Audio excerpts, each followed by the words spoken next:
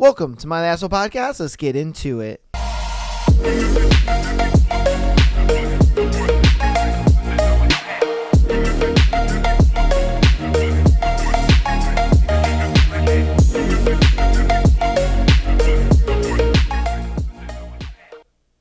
Welcome to My Asshole Podcast. We have Thursday's episode. I'm excited to get back into our book, Hooked.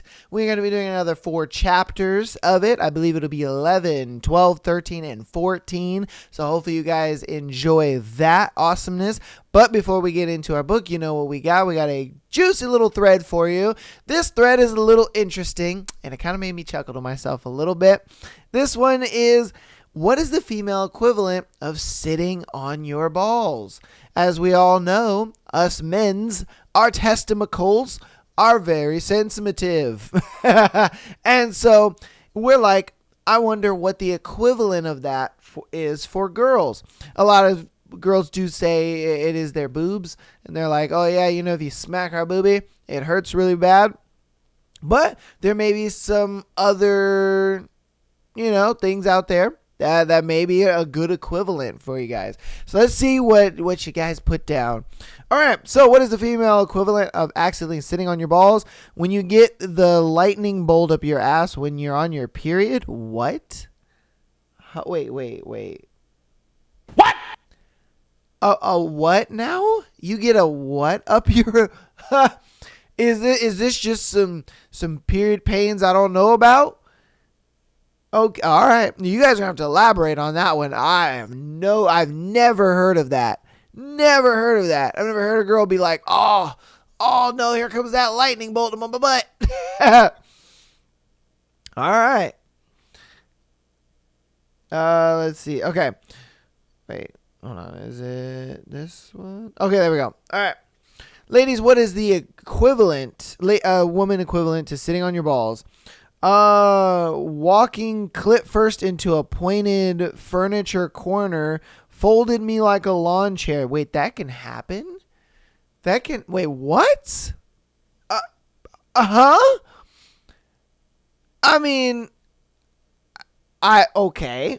I have no idea. I didn't know that you guys could run it into things. I didn't know you guys could run it into things. I mean, I get it. It's sensitive and everything, but I never assumed you guys could run it into shit. That's wild. Okay. Damn, she said it had her folded like a lawn chair. She was like, yo, no, that shit sucked. All right. Ladies, what is the woman equivalent to sitting on your balls?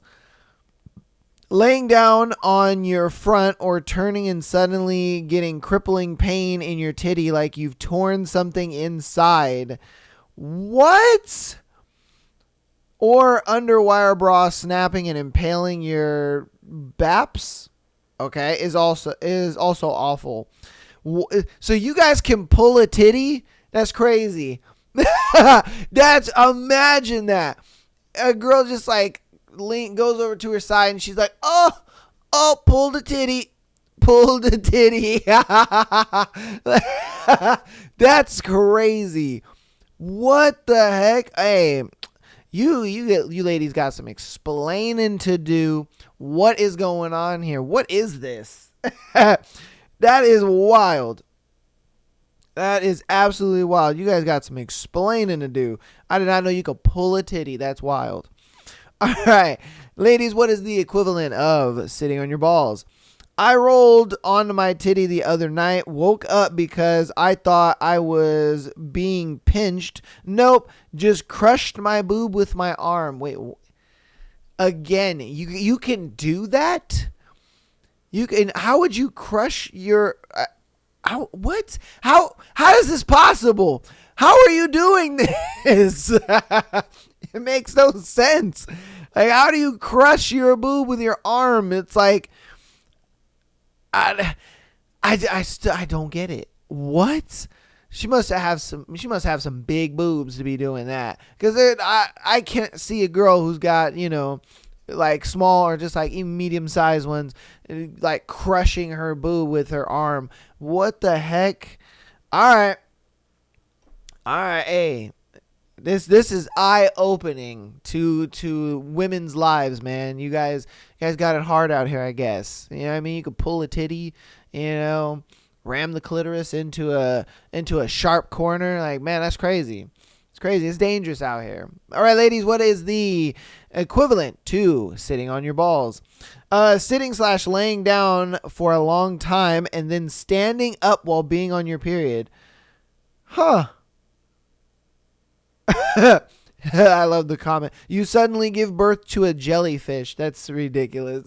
I don't know how standing up on your period would be like, I guess, painful. I think that would feel weird more than, more often than not, just because it feels like something is just kind of sliding at you, that's kind of gross. But I guess sitting and laying down a long time and then standing up, you just old. You're just old, man. You know what I mean? You're just an old lady at that point. Goddamn. Ladies, what is the equivalent to sitting on your balls? When you're on your period and your vagina goes, yeah, no, and you sit down and sudden pain shoots up from your vagina to your whole pelvis with lots of pain. It's awful. I think that is what she was talking about when she was saying the whole lightning ass thing. Maybe that's what she was talking about. She sat down and it was just like lightning. Okay, maybe those are the same comments. I could be wrong. It could be completely different pain. They're like, no. This pain is different than this pain. I don't know. Okay, yeah, no. Because literally someone put there the lightning vagina stabs. Yeah, it's the same thing. Okay, now it makes more sense. Because I'm like, what do you mean you have lightning pains going up your ass? Like, what are you talking about, girl? Like wait, hold up. Alright, so I guess that's what she means. Okay, what? I don't. You have to be trolling on this one. Says, ladies, what is the equivalent to sitting on your balls? Accidentally sitting on your tits, obviously. You got to be trolling, man. Yeah, you got to be trolling on that one. There ain't no way. Like, what the heck? Now, maybe if somebody else sat on them, all right, I can see that. I can see how that would hurt. That wouldn't necessarily feel good, you know what I mean? Because sometimes, like, your girl is, she wants to like sit on your lap or whatever. So she'll like sit on your lap, but she'll sit right in that wrong spot. And you're like, oh, those are my boys. You're like, oh, but you don't say nothing. You know what I mean? You thug it out because, that's your girl. She's sitting on your lap. It's kind of sexy, but your balls is hurting. I ain't gonna lie, man. That shit sucks. But hey, us men be thugging it out. All right. Ladies, what is the equivalent to sitting on your balls? Accidentally brushing your nipple with your hairbrush. That happens? I mean, I guess it makes sense because, like, when you're brushing your hair, you guys are kind of going like that. But I didn't think you would. I don't know. I didn't think you would actually accidentally be able to, like, scratch the nipple. You know what I mean? I did not think that. I guess so. Because, like I said, it makes sense. It's like you're brushing your hair, like that. But, okay. All right. Did not know that would be a thing. All right, ladies, what is the equivalent to sitting on your balls? Pulling out a dry tampon. I could see how that one would be kind of uncomfortable. Jeez, that must. I don't think it would be like pain. I guess it would be painful and uncomfortable, but I think it would feel more uncomfortable than it would be painful. I don't know. Maybe I'm wrong on that one, but I can just imagine how like that would, yeah, because it wouldn't want to come out. That's the thing. It wouldn't want to come out. You would just be like forcing that thing out. All right, ladies, what is the equivalent to sitting on your balls?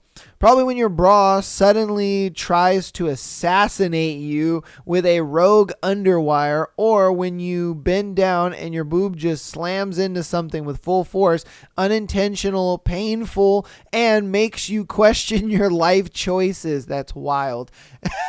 She said when your bra tries to assassinate you. Oh, man. Hey, maybe you shouldn't wear something that has that wire in there, maybe you should just wear something that's supportive. Damn, son. Hey, that's wild how, like, ladies, their clothes, be trying to kill them and shit. But it's wild how, like, there's so many little things that, like, I wouldn't even think of, that you guys are just like, nah, this would suck. This would feel painful. And I'm like, damn. And that's why I was so excited to do this thread, because I'm like, I'm about to learn today. I'm about to learn today the weird shit you women go through. Because it's not like a girl's going to tell you all this. Let's be straight. All right, ladies, what is the equivalent to sitting on your balls? Your cat stepping all their weight directly on your nipple while they're walking across your chest. I guess so. I mean, the cat doesn't know, okay? You know what I mean? He doesn't know. He doesn't know what's going on. But I didn't know that would be painful. Okay. Man, a lot of nipple ones. A lot of nipple ones and period ones. Yeah. All right, ladies, what is the equivalent to sitting on your balls? Getting punched in the cervix during sex, or a bra underwire stabbing you. Getting punched in the cervix during sex. What? I mean, I guess she's had some, she's had some meat in her days. She's had some meat in her days. And man, I'm not saying most of the women, would understand, but you could tell she's had some meat in her days. She's like, yeah, those are the ones that she talks about where they're like, no, those hurt. Those hurt. You know what I mean? This one is just right. It's just the right size.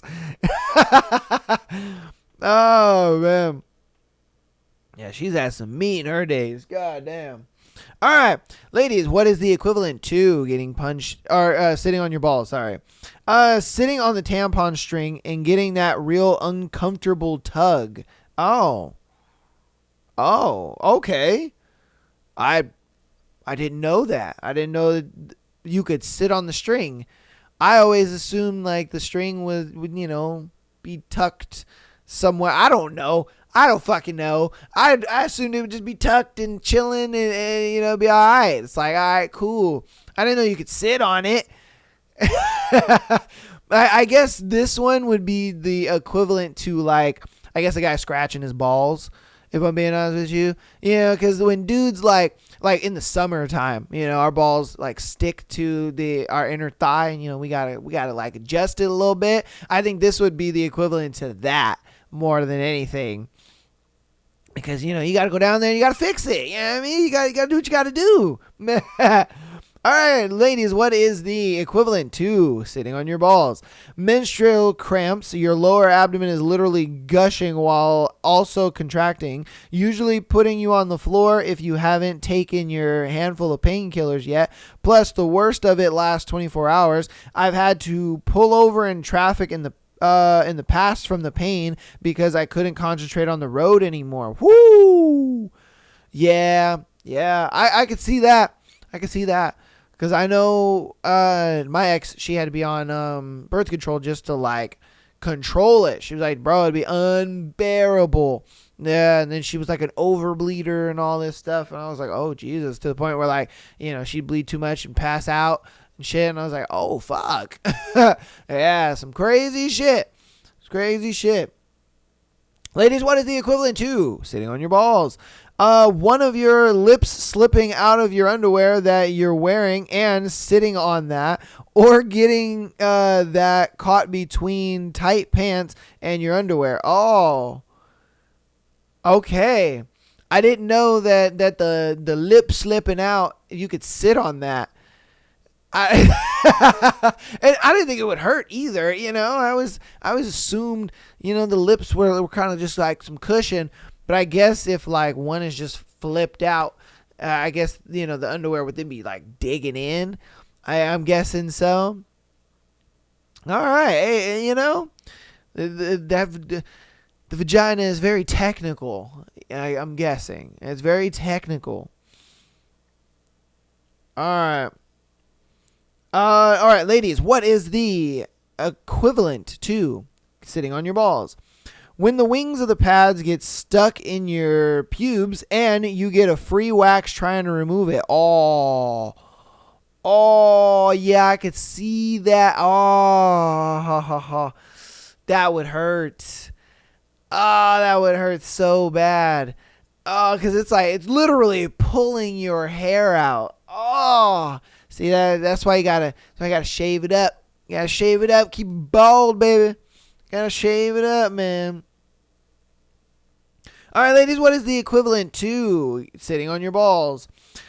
This might be an equivalent, but I do enjoy having an opportunity to tell this story. Once I was feeling this annoying pain in my labia throughout the day. When I finally had the chance to take a look at it, when I got home, I realized a single strand of hair had wrapped around the loose skin and tied itself into a knot. Just a tiny part of skin, so imagine being pinched very sharply in the skin, and it was really quite tight, so it took some fumbling to get it off, and that was really no fun. How in the hell does that happen? How? It was like this hair just magically was like loop, swoop, and pull. Like what the fuck? Like it was just some magic going on down here. Like what the fuck? Okay. I mean, hey, I guess. Okay, wow. That's something else. That is something else. All right, I'm going to do 4 more in the thread. Ladies, what is the equivalent to sitting on your balls? My mother, when she was 87, leant on her boob. The language coming down the phone was impressive. Well, I mean, yeah, man, she's 87, bro. Fall. I don't know if she fell or what. I don't know what happened, but I guess she leaned on it. Yeah, I guess she leaned on it. And it was like, oh, son of a motherfucking beep. So, hey, yeah, man, she's 87, dog. She's 87, man. All right, ladies, what is the equivalent to sitting on your balls? When you're adjusting your bra and your hand slips and you punch yourself in the face. That's crazy. What the hell? You guys gotta let me know if you've done that. You gotta let me know if you punch yourself in the face. Over here like, right in the chin. And it's like, do you really need like that much force to the point where like you punch yourself in the face to adjust the booby holster, the over the shoulder boulder holder? Goodness gracious. I would think it would be pretty smooth to move it around. Maybe not. I don't know. I have no idea. You guys got some explaining to do down in the comments. You really do. Because these concepts are crazy to me. Unheard of. Ladies, what is the equivalent to sitting on your balls? Accidentally hitting yourself in the boob. How? You guys, the boobies really are crash test dummies. They are, man. They are. They're just taking the impacts of everything. Hey, my goodness, they're the reason why you guys punch yourself in the face. They're the reason why you guys, or they try to assassinate you. The bras try to assassinate you. If your hairbrush just scrapes it, you guys are like, oh, you know what I mean? Like, bro, the boobs are just crazy out here. All right. This will be our last one. Ladies, what is the equivalent to sitting on your balls? Let's see. Okay.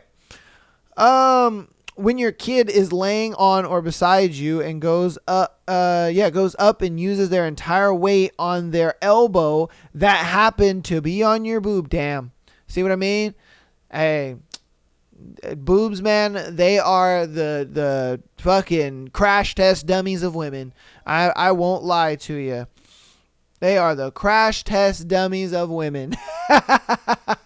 Oh, but that's going to go ahead and be that thread, man. Hope you guys enjoyed that thread. I know I did. I learned a lot of crazy concepts. Absolutely wild, the shit that can happen to you guys. I'm like, I've never heard of any of this. None of my female friends have ever told me any of this stuff, and now I got a lot of questions. I'm going to be asking them questions. I'm going to be like, like, have you ever brushed, your nipple, like, while you were brushing your hair? Has it ever just, like, on your nipple, And then I'm going to be like, have you ever run into anything sharp? Have you just, your clit just run into anything sharp? You know what I mean? Has that happened? I got a lot. Has your bra ever tried to assassinate you? Yeah, I got a lot to ask now, Thank you for this eye-opening thread. Ladies, get down there and, yes, what are some crazy shit that's happened to you that is so painful, it feels like you're sitting on your balls? Let me know. All right, so we're going to hop through announcements, and then we're going to get into our 4 chapters of Hooked. All right, so patreon.com/MileyAssholePodcast. Get an exclusive episode every single Friday, as well as being able to send in your scenario to be featured on the Tuesday and Sunday show. Hopefully you guys enjoyed the Tuesday show with our guest, my best friend Alex. Hope you guys enjoyed that episode. I had a lot of submissions and people sending in scenarios for him to go over, so definitely, if you haven't checked that episode out, definitely do. That episode was a hoot, man. We did a how well do you know your best friend quiz, as well as just some scenarios and stuff like that you guys had written into him to have him kind of go over. And it was funny to see how stumped he was to you guys' crazy scenarios that you guys send in. And I'm just like, yeah, man, now you know how I feel every week when they send in these crazy scenarios. And I'm like, I don't know how to react to that. So it's definitely an episode worth watching, man. And then, and it's crazy, the stark contrast of when he was on the episode, or when he was on the podcast, the first time, and to when he was on the podcast now, just how far the podcast has changed and grown. And it, honestly, me too. It was funny. I was editing the episode and I'm like, dang, just looking at myself. And I went back and watched our very first episode 2 years ago. And I was like, man, mad difference. But yes, go check out that episode, man, if you haven't already.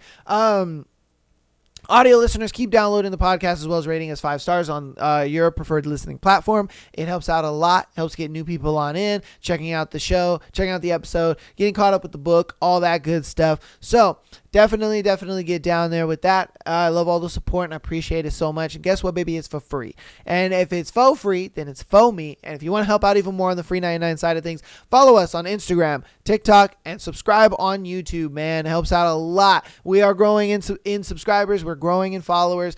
Shit is moving steadily. All right, it is moving steadily, and I do appreciate all of the support you guys have been showing.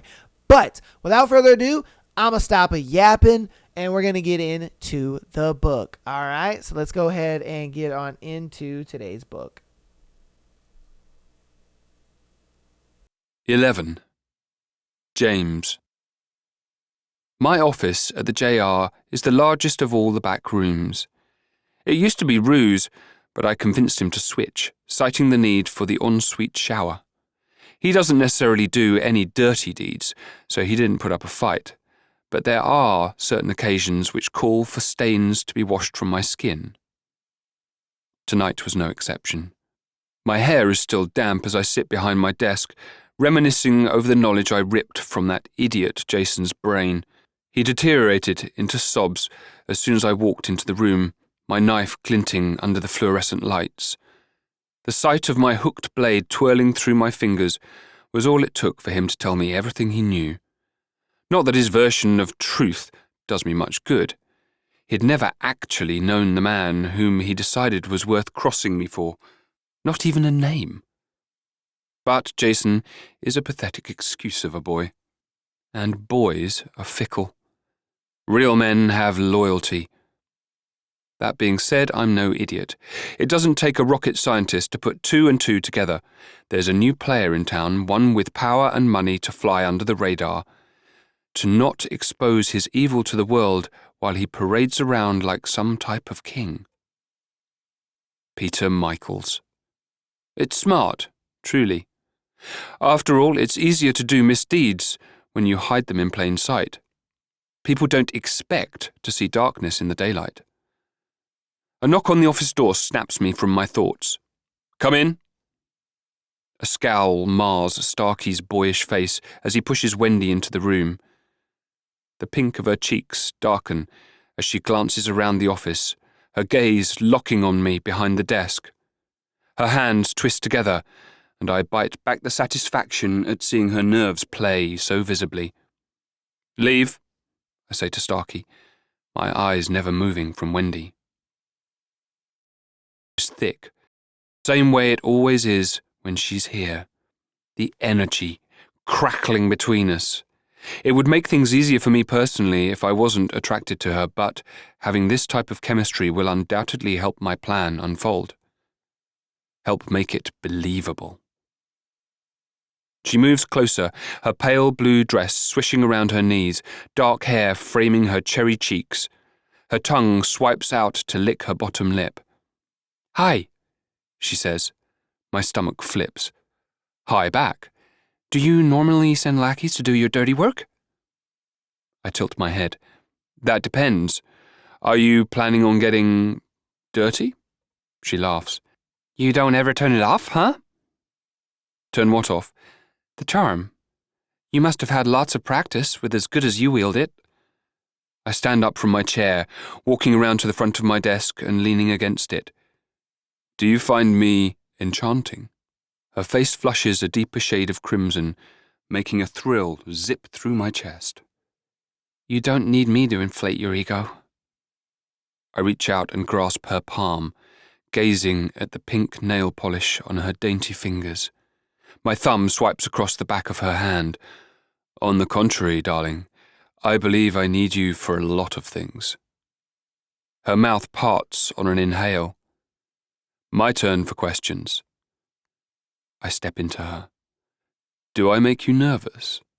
No, she mutters. Her chest grazes against my torso with each breath, sending a shiver up my spine. My free hand brushes a strand of hair behind her ear.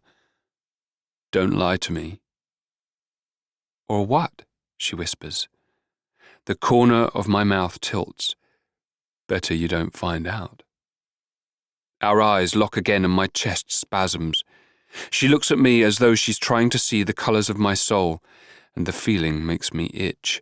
So I break our stare, knowing the only thing she'll find is its absence. Her hand reaches up and turns my face, my stomach jolting when she does. Why did you bring me back here? My gaze bounces from her eyes to her mouth, suddenly desperate to know if she tastes as good as she feels. I lean closer, her breath skating across my lips. To say good night, I rasp.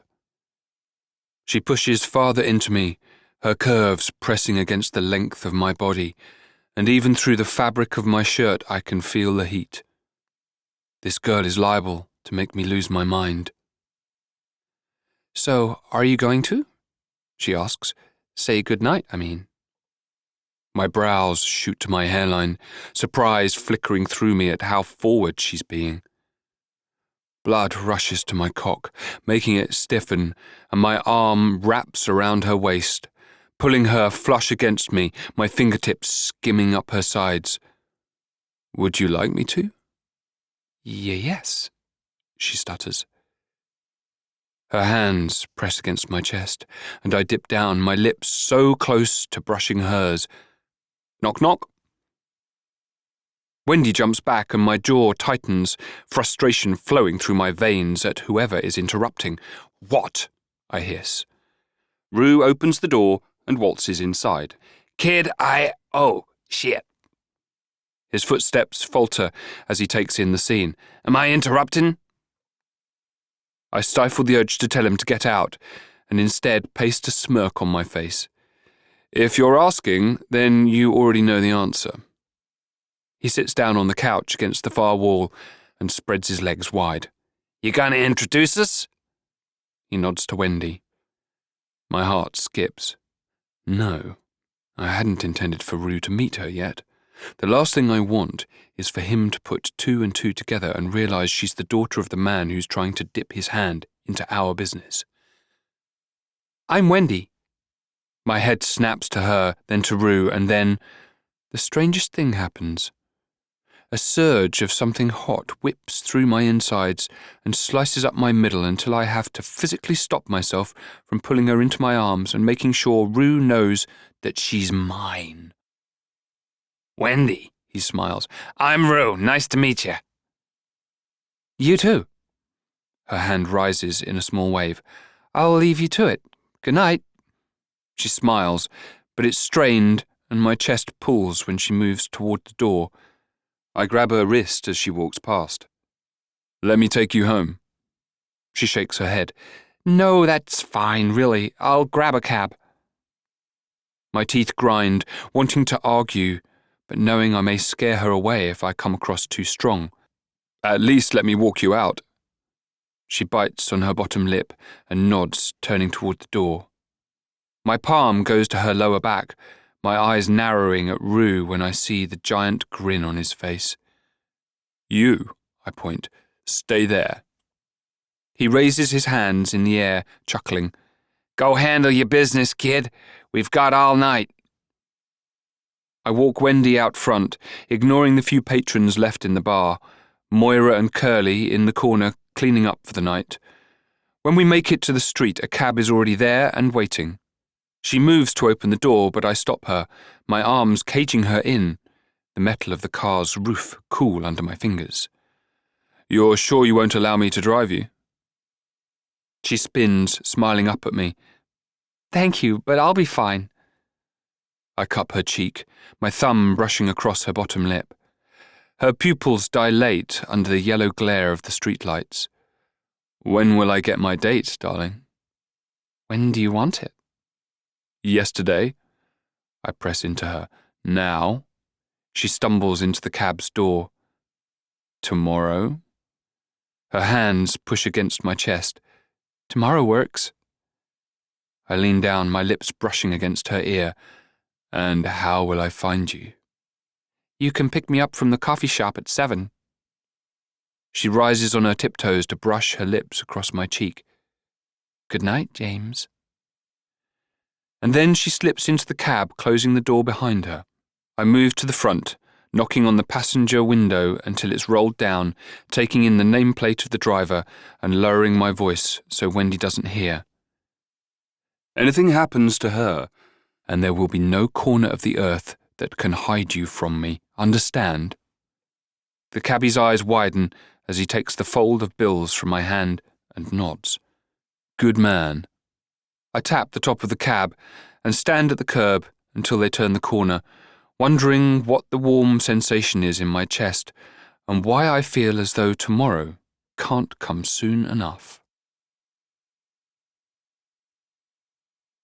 12. Wendy. My closet is destroyed, mounds of outfits covering the floor. I groan, glaring at the piles.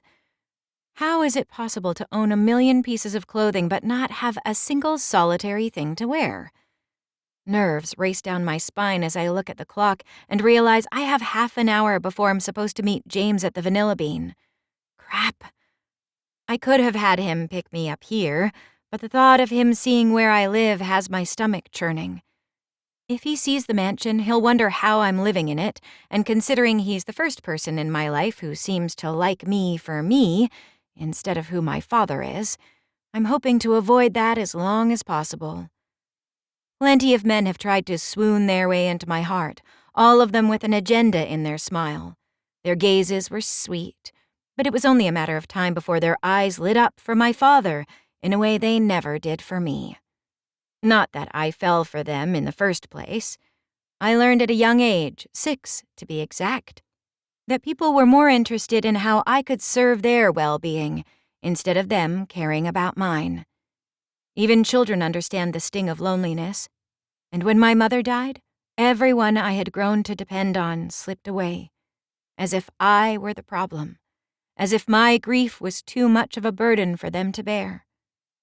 And maybe that's why I feel such a pull to James, because for the first time in my life, there's someone who wants me for me, not all the other bullshit that comes along with it.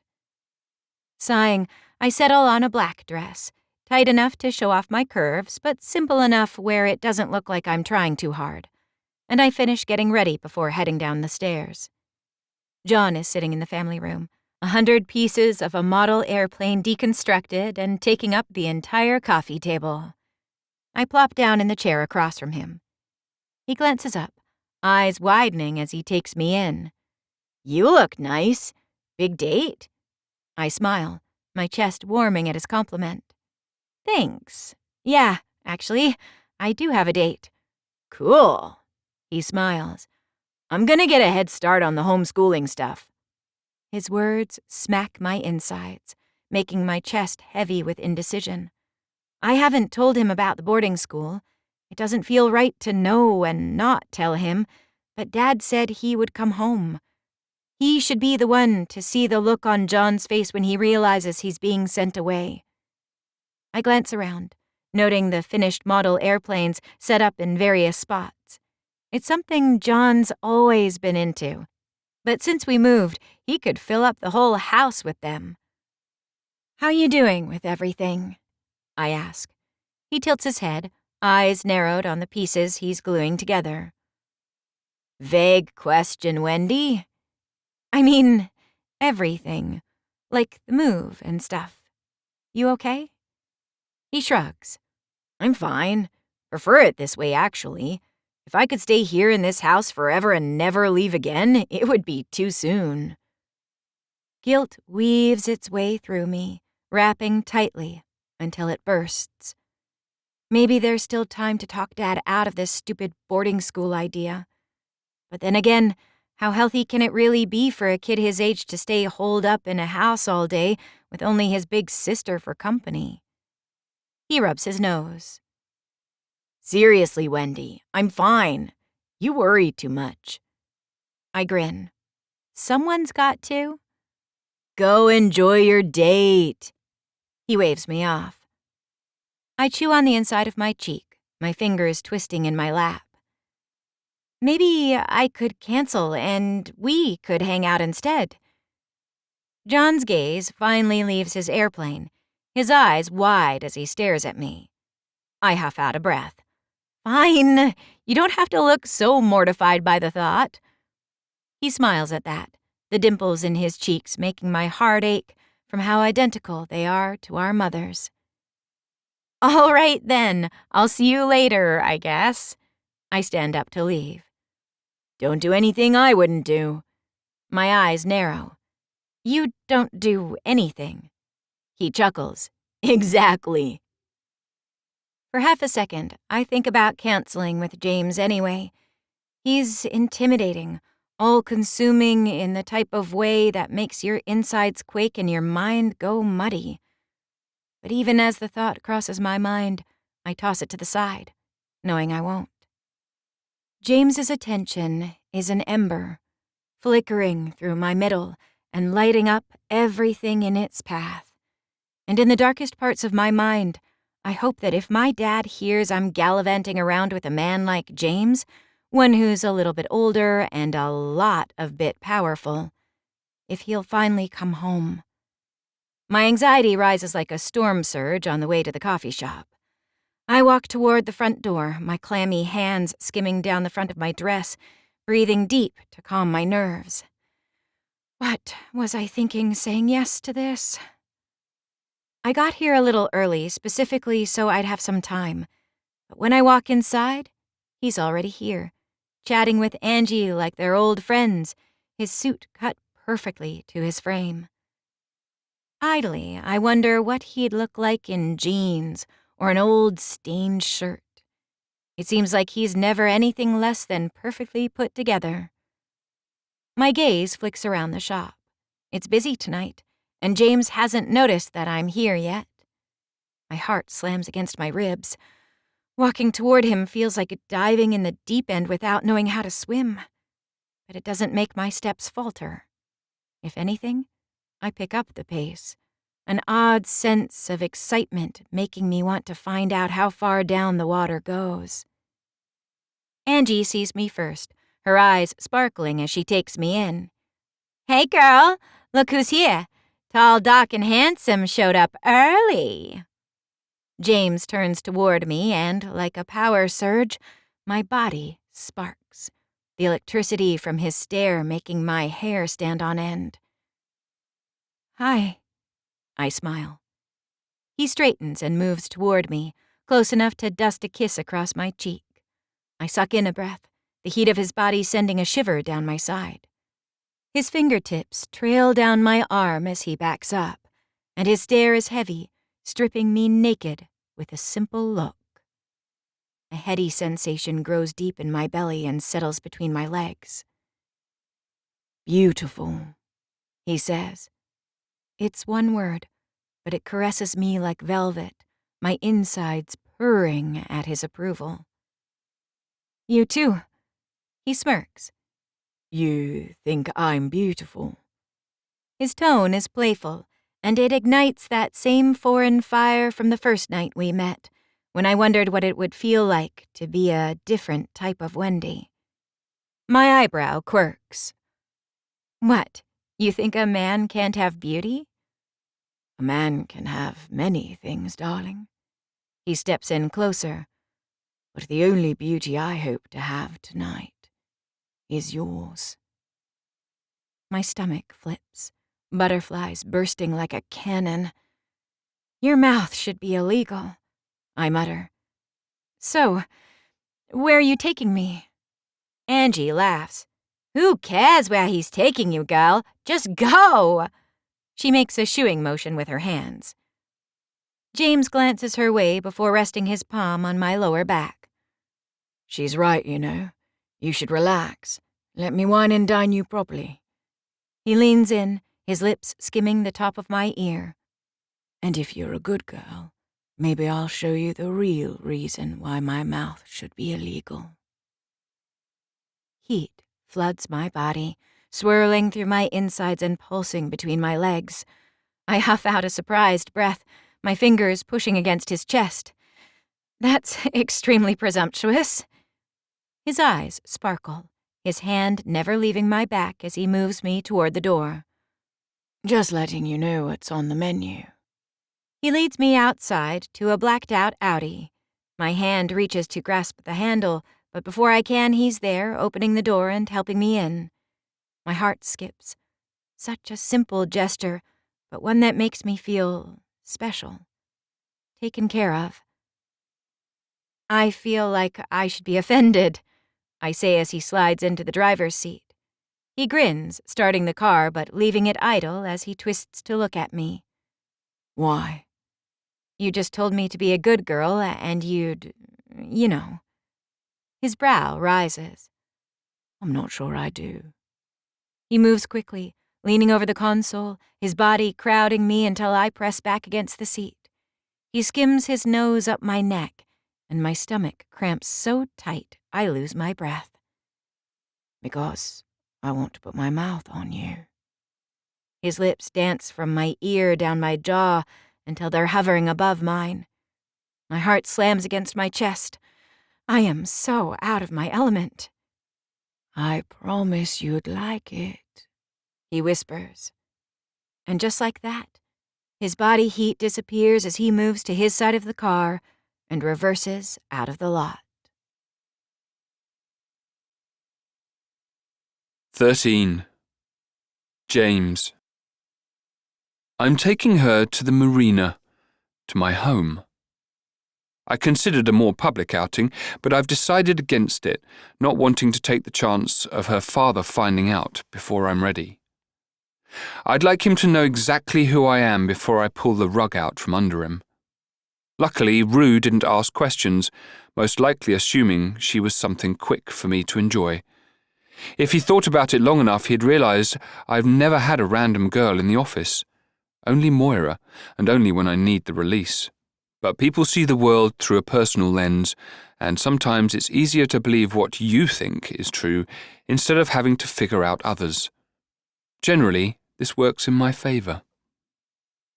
Our meeting with Peter is tomorrow, and I'm practically giddy at the thought of meeting him face to face and watching the look in his eyes as we tell him no. He can be a dirty businessman all he wants. In fact, I'm quite sure he's excelled at the role for many years, but he won't come into this territory and stake ownership. He's taken enough from me. I won't allow him to have this too. A whiff of vanilla spirals through my nose. Wendy. I force a grin, refocusing my attention on her, not wanting to show the violent thoughts running through my head. Surprisingly, I feel no resentment, despite the fact she's the child of my enemy. In fact, if I think on it long enough, there's a tendril of something sickly and sweet that winds through my insides, regretful she has to be used this way, as a pawn in a goal much larger than she'll ever be. But I'm never one to pass up a golden opportunity, and that's exactly what she is. A way for me to play with my prey before I end him. Peter Michaels doesn't deserve a quick death. He deserves a reckoning. A realization that he has no friends, no family, no pride, that everything was taken from him. His choices stripped away and his reality molded into nightmares. And then I'll kill him. We pull into the marina, and before I even have the key out of the ignition, Wendy is reaching for the door. My hand shoots out, wrapping around her wrist. What's the rush? Stay still. Her eyes widen as she pauses. Releasing her, I slide from the car, walking around to open the passenger door. A spike of arousal flares through me as I gaze down, her chocolate eyes sparkling as she grins up at me, her face level with my groin. Such a pretty position we're in. I reach my hand out, and she places her palm in mine, my fingers squeezing slightly as I pull her from her spot. As soon as she's standing, I jerk her forward, her breath whooshing as she stumbles into my frame. Allow a man to be chivalrous, won't you?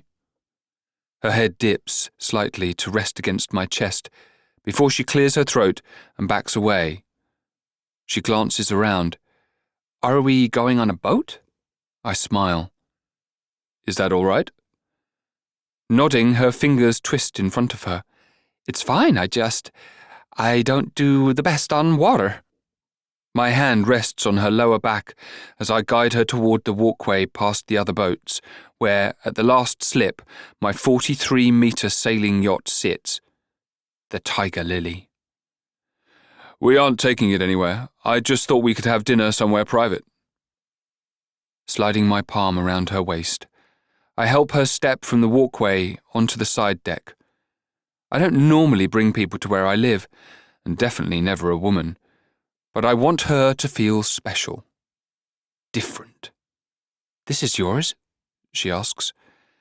Nodding, I follow behind her, the feel of her black dress soft underneath my hand. It is. Sailing yachts are wonderful for a majority of reasons. Luxurious, comfortable, and most importantly, they're extremely mobile, allowing me to escape to one of my many slips owned around the world if needed. She looks around the living room, the cream furniture setting nicely against the cherry wood floors. Do you live here? My stomach tightens as I watch her take it in. I do. It's beautiful. Warmth trickles through my chest. I walk up behind her. You're beautiful. She spins and I step closer, enjoying the way her body flushes crimson every time I do. Would you like a tour now or later? She tilts her head to one side, and I resist the urge to lean down and skim my lips across her skin. I think dinner first and then a tour. Nodding, I lead her to the sun deck where I had my live-in crew member, Smee, set up dinner. I smile, pleased with the result of his work. Patio lights are strung, casting a romantic glow, and white linen and plates are set on the round table surrounded by the U-shaped cushion benches, champagne cooling in the centre. "Wow, this is gorgeous up here," she breathes. "Is that a hot tub?" I pull out her chair as she sits before walking to my side of the table. "Yes, we can get in it if you like." Sitting across from her, I uncork the champagne and pour us both a glass, ignoring the way my chest pulls at the sight of her surrounded by the pinks and purples of the sunset. I wasn't lying when I told her she was beautiful. She is. Achingly so. "I hope salmon is all right," I ask. Glancing at the food, she nods, picking up her fork. "It's perfect." She's quiet while she eats, and I take her in, my cock growing with every small bite she slips into her mouth, her eyes closing as she moans at the taste.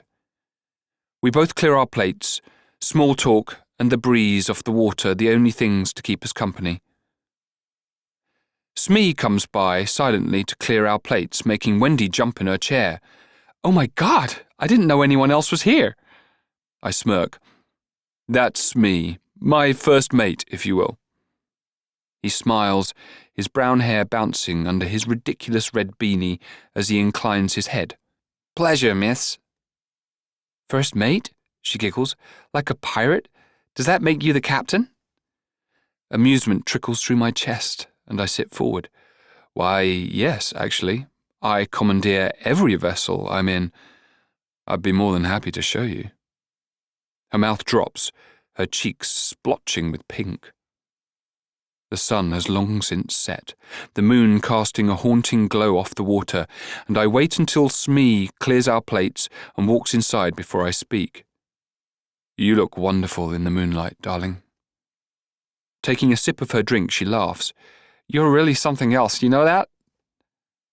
I lift the champagne flute to my lips, letting a bit of the bubbly liquid fizz on my tongue before I swallow. "Compared to what?" She tilts her head. "Well, I'm not sure. To all other men, I guess." "And that's a bad thing?" "No, not at all." She grins. It's a gorgeous smile, but it doesn't light up her face, and irritation smarts at my insides, knowing that she's suddenly putting on an act. I may be using her as a prop, a temporary toy, but I don't enjoy when things I consider mine aren't taken care of in my presence. And that's what she is until I decide otherwise. Mine. "Don't do that." "Do what?" "Put on a show, not here, not with me." She shakes her head, placing her fork down on the plate. "Then, can I be honest?" "I hope you'd never be anything less." "I don't really know how to act around you. I can't tell if you're really trying to get to know me or if you're trying to impress me or what." My brows lift. "And what if I am trying to impress you?" Her lip twitches. "Then it isn't working." "Oh." My brows lift, and I set down the champagne flute, leaning in. "Well then, what would impress you?" She smirks. "If I have to tell you, then it's not very impressive, is it?" A laugh bubbles in my chest, but I bite it back, my hand coming up to rub at the scruff on my chin. "I want to know about you," she says. My stomach turns at her words. I open my arms and glance around. "Sorry to disappoint, but this is me, darling." She shakes her head, placing a napkin on the table before standing and coming around in front of me. And then she plops down right in my lap. My hands shoot immediately to rest on her thighs, surprise flickering through me at her boldness. This I did not expect. "No?" she whispers, her face inches from mine. My abdomen tightens, noticing for the first time how amber flecks scatter within the dark brown of her eyes. "This is what you have," she continues. "I want to know what's in here." Her hand presses against my chest. My heart thumps against its cage, hoping she can't feel it through my skin, not wanting to admit, even to myself, that what she's doing is affecting me. But it is. Moving my hand to cup her cheek, my thumb presses into her bottom lip. Her breaths are heavy, her chest brushing against mine with every exhale. Our eyes are locked, and there's this unsettling feeling brewing in my gut. It's new and unwelcome, and I don't know how to control it. So I do the only thing I can think of to drown it out. I lean in, and I kiss her.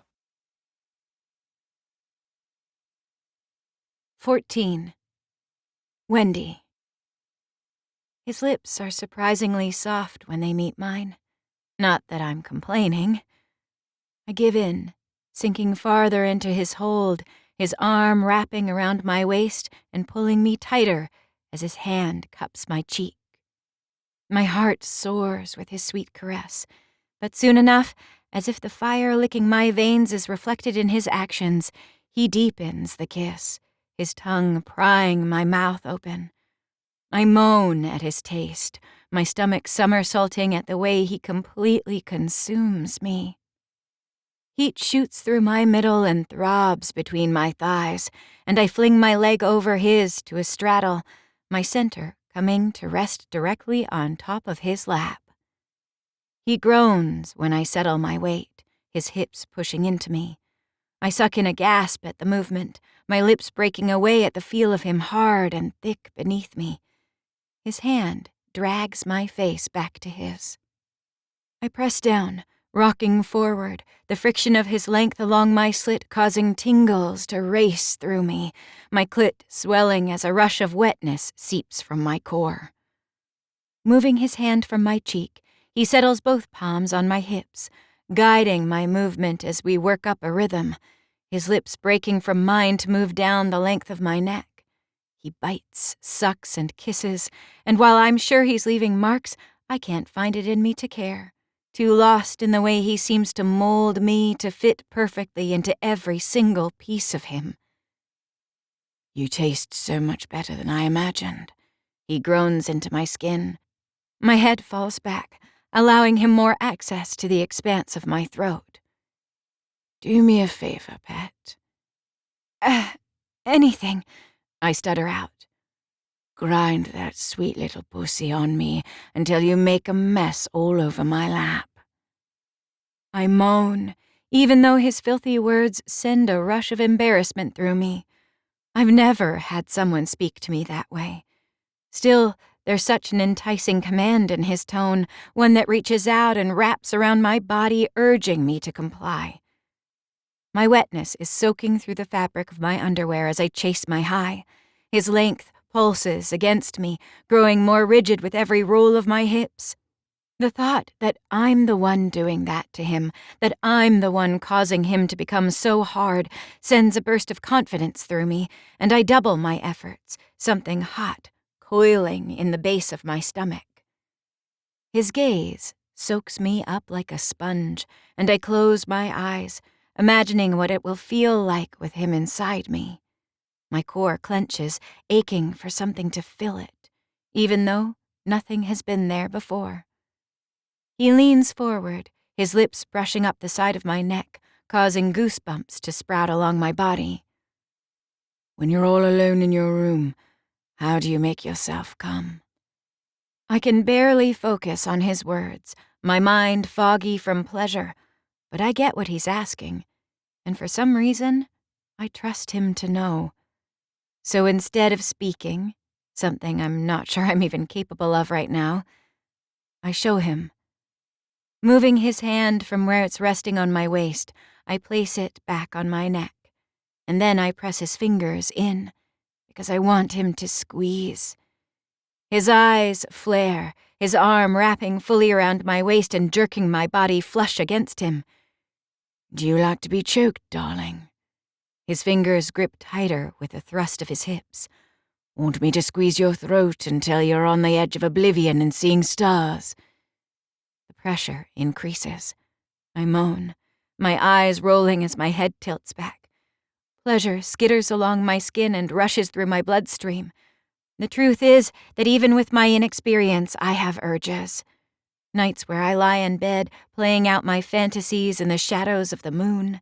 And there's only been one way I've been able to make myself come, by holding my breath until my lungs seize and my mind goes dark. Maybe it's stupid of me to allow this virtual stranger to control something so vital as the air I breathe, but for some reason, I trust him. Please, I force out. He flips us, my body pliable and willing beneath him as he lays me on the cushioned bench. His body looms over me like danger in human form, his eyes dark as he applies the perfect amount of pressure against my windpipe. His other hand glides down my body, lightening up my insides with sparks, his touch like gasoline to the fire in my veins. His palm skims along the hem of my skirt, and he slips underneath, running the pads of his fingers right along the crease of my drenched underwear. My hips push against his hand, desperate to feel him touch my skin. His grasp tightens on my neck at the same moment he sneaks beneath the seam of my panties. So wet for me, he says, his fingers coming up and smearing my arousal along the seam of my lips. My heart skips, my stomach screwing up so tight it may shatter at any second. Such a delicious temptation. He licks the juices from my mouth. My legs tremble. And then his hand is back at my core, 2 fingers spreading me open and slipping easily inside from how soaked I am. I gasp, my back arching at the intrusion. His face is still next to mine, his mouth laving kisses along my jaw. So tight. Has anyone touched you here before? I'm not sure if he wants me to say no, but the thought of him assuming I'm some untouched flower with 0 experience is so unappealing, I can't find it in me to lie.